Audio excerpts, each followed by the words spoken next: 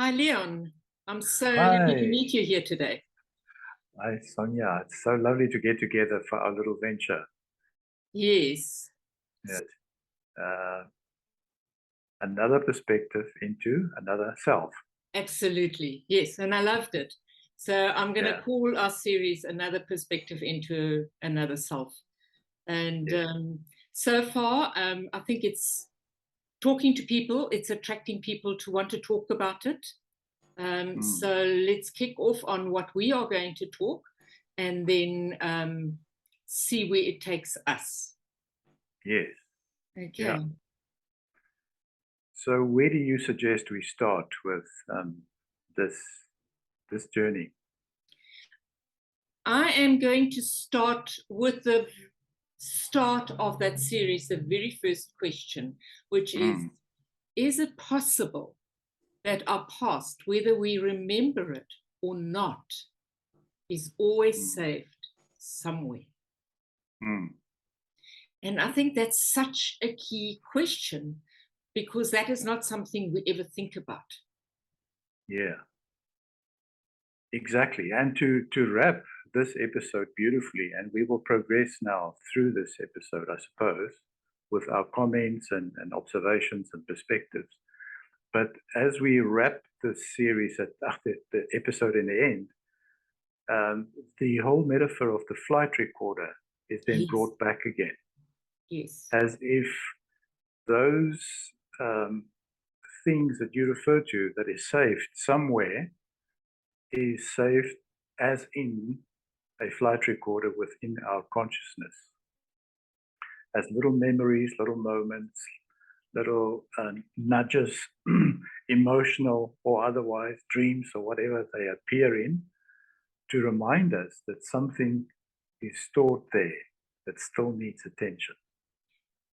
So I want to just jump in here. And when I do trauma work, so when we look at PTSD, there is always something that triggers the PTSD, and it has nothing to do with what happened to the person. It's a trigger that's completely outside, and it can trigger the PTSD.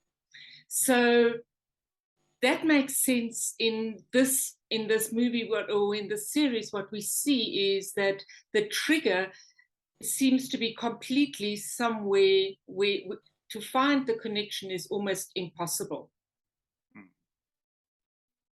It's beautiful that you call it a trigger. It's almost like a little switch that gets switched on.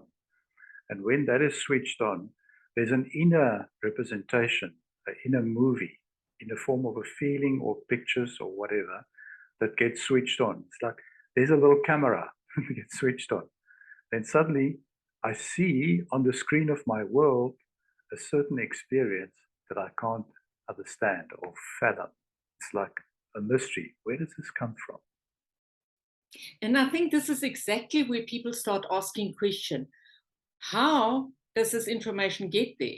I mean, even Mm, when we deal with memory in our lifetime, that is in our body in our lifetime, we don't have a recall of that memory. And so now to say, wow, I now have to have a recall that's even further back into my past, where do we start with that? And why do we need to do that? And all these questions are coming up. I remember when I started Family Constellations work, it was, where's all this information coming from? Number one. And mm, number two, I was overwhelmed with what came forth in the constellations in terms of where is this information coming from? And don't we have enough to deal with in our lifetime? So why do we want to go into finding out what happened before? which is a natural way of resisting this discomfort, or shall we say, this disruption that comes into your normal life. It's, it's like we want to resist it. There's no time for this now. And I remember in the early days when my wife first fell pregnant, it's like the question was, is there ever a perfect time for a child to come? And it's the same, suddenly this possibility or this nudge appear in your life in the form of a discomfort, and you think, please, not now. And yet it comes when it needs to come. And that's exactly what the next sentence is. The memories all wait for the right time to be remembered one day. And even though we forget, does the past stay with us? So that's such a beautiful question. And the thing is, we are not the youngest. And there was a time in my life where people said, do not go into the past. Let sleeping dogs lie. Why do you want to worry about the past? You've got to stay in the present and focus on the future. The past will only pull you back. So it was seen as a negative to actually dwell, if I may say so, in the past. Yeah. So it was looked at as, you don't want to go to the past because it's painful, so you want to not go there. First of all, there's a lot of negative memories, and when you have negative memories coming up in the day, your day is not good, so you spoil your day by going into the past. So I remember there was a phase in my life where it was absolutely do not do that. And now we have this beautiful series which says, wow, what if you do?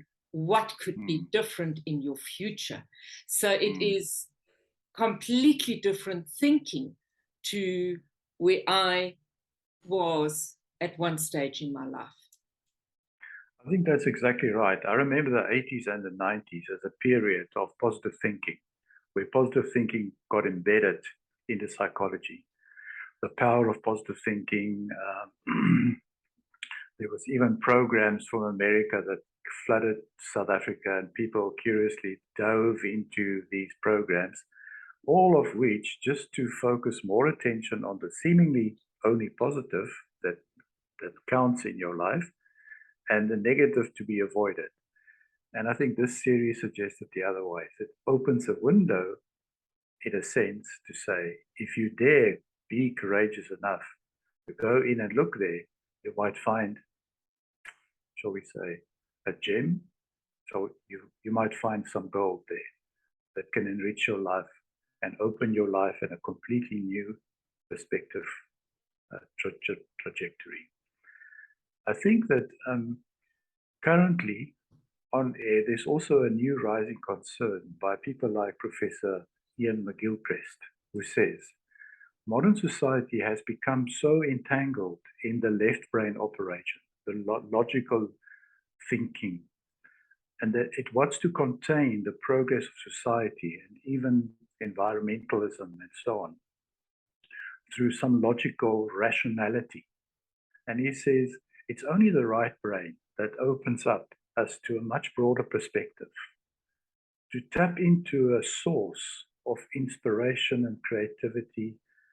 And I think it's quite time, yes, that this series now lands in our lap and to be discussed, because it suggests that there is a right brain way, an intuitive way that connects us to a wider source of information, that if we have access to that, it could really enrich our lives meaningfully.